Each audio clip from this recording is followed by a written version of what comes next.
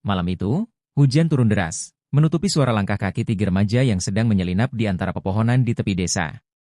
Di depan mereka, berdiri sebuah rumah tua dengan cat dinding yang sudah mengelupas, jendela-jendela pecah, dan pintu yang menggantung miring. Rumah itu dikenal sebagai tempat yang tak pernah disentuh sejak puluhan tahun lalu. Gila, kenapa kita harus ke sini?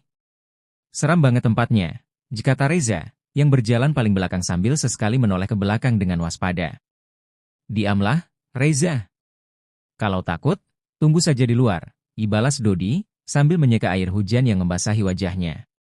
Ia terlihat lebih percaya diri dari yang lain, meskipun sesekali matanya juga melirik ke arah rumah itu dengan ragu. Sudahlah, jangan ribut. Kita cuma perlu ambil foto di dalam, terus pergi. Kalau nggak percaya sama gue, lihat aja.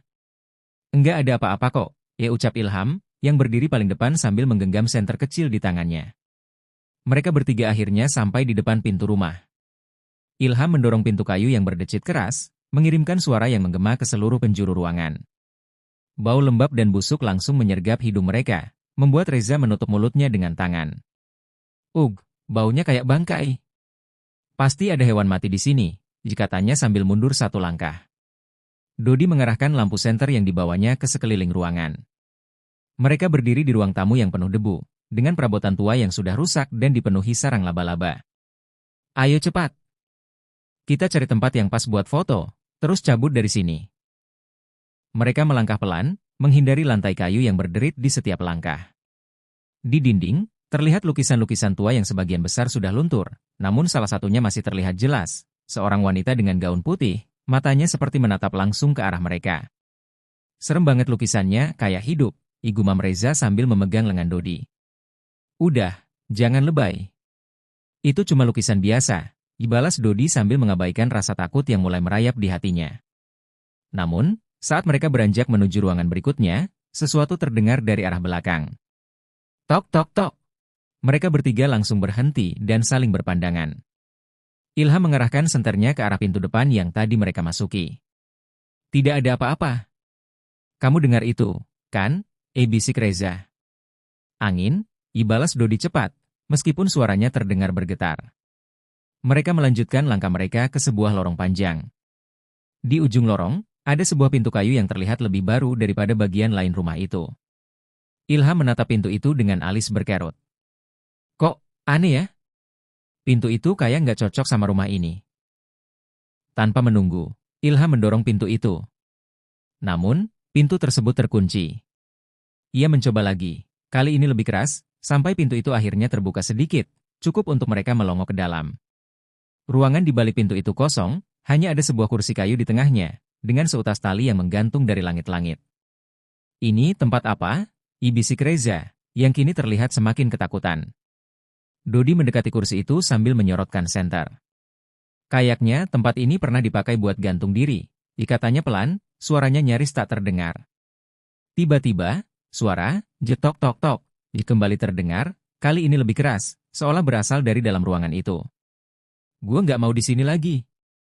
Ayo kita keluar, teriak Reza. Namun ketika mereka berbalik menuju pintu, pintu itu tertutup rapat. Ilham mencoba mendorong pintu dengan seluruh tenaganya, tapi pintu itu tidak bergerak sedikit pun. Angin dingin tiba-tiba berhembus, membuat senter di tangan Ilham mati. Kini mereka bertiga hanya berdiri dalam kegelapan. Siapapun itu, tolong jangan ganggu kami, gumam Dodi dengan suara bergetar. Dan kemudian, terdengar suara pelan, tepat di belakang mereka. Kalian tidak seharusnya ada di sini.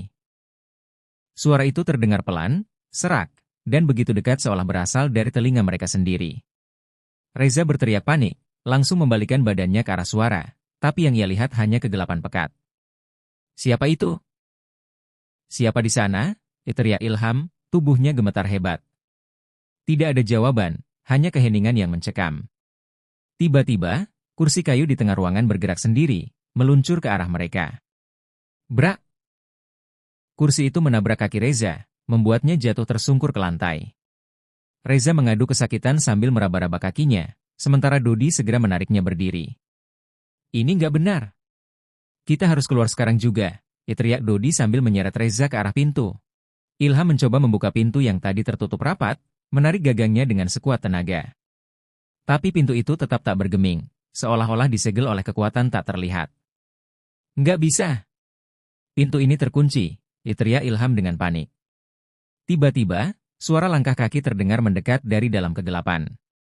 Tap tap tap, suara itu semakin keras, semakin dekat, seperti ada seseorang yang berjalan ke arah mereka. Siapapun itu, tolong jangan ganggu kami. Kami cuma mau keluar, teriak Dodi dengan suara gemetar. Tapi langkah kaki itu berhenti, dan keheningan kembali memenuhi ruangan.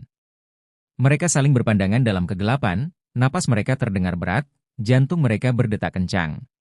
Lalu, pintu di belakang mereka perlahan terbuka sendiri, menghasilkan suara berderit yang membuat bulu kuduk mereka merinding. Pintunya terbuka, seru Reza, matanya membelalak. Mereka bertiga langsung berlari keluar tanpa berpikir panjang, melewati lorong panjang dengan langkah terburu-buru. Bau dupa dan bunga yang tadi menyengat terasa semakin kuat, membuat mereka semakin panik. Cepat! Jangan berhenti, teriak Ilham di depan mereka, memimpin jalan keluar. Ketika mereka akhirnya mencapai ruang tamu, mereka melihat pintu depan rumah itu juga terbuka lebar, memperlihatkan hujan deras di luar. Tanpa berpikir dua kali, mereka berlari keluar, merasakan angin dingin dan air hujan membasahi tubuh mereka. Begitu mereka keluar, pintu rumah itu tertutup dengan keras di belakang mereka, seolah-olah mendorong mereka pergi. Mereka terus berlari, tidak berhenti sampai mereka mencapai jalan desa. Napas mereka terengah-engah, tubuh mereka basah kuyup, tapi rasa lega perlahan menghampiri. Gue nggak mau lagi ke tempat itu. Gue nggak peduli lagi sama tantangan atau apapun. Rumah itu bukan tempat kita, kata Reza dengan suara parau. Setuju, balas Ilham sambil memandang ke arah rumah yang sudah tidak terlihat lagi. Rumah itu ada sesuatu yang tinggal di sana, dan itu bukan manusia. Mereka bertiga berjalan pulang dalam keheningan, menyisakan rasa takut dan trauma yang akan menghantui mereka selamanya.